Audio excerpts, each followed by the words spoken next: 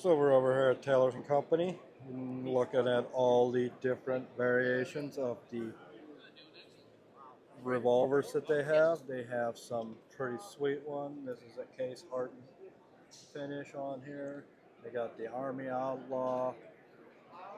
They got the Drifter, the Cattle Hand, the Rumbler. They even got the 1875 Army Outlaw antique finish right there. Oh, this one's 9mm. I just saw that. That's pretty cool. And this trigger is super light, 2 pounds probably. Now over here we got some of the fancier ones. We got the engraved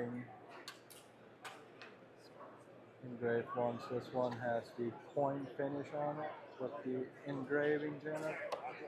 That looks sweet. It's a 2-tone. There we got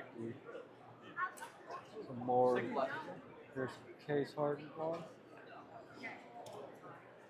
There's some white pearl handles,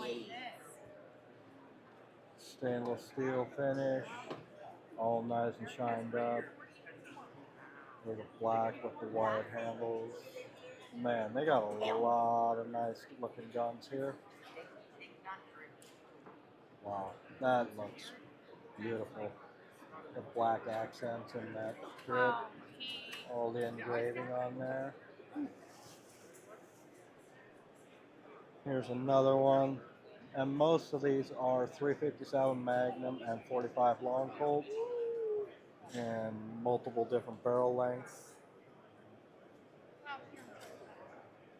And I've played with quite a few of them already, and they are all very smooth. They all have a very smooth action, fairly light trigger. Some of their lever actions. This one is new in 9mm. Looks like a top ejection. These are all top ejected ones. These are all 9mm. So you can get the case hardened 9mm lever action with a threaded barrel on it. That's pretty sweet. And here is their double barrel shotgun 410 with the 410 and 45 Long Colt. We got 2 different variants of it. We got the wood one and the polymer one. Here we got some more of the octagon barrel ones.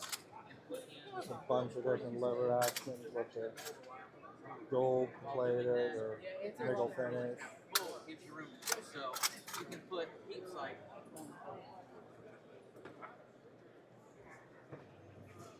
Taylor's and Company, check them out.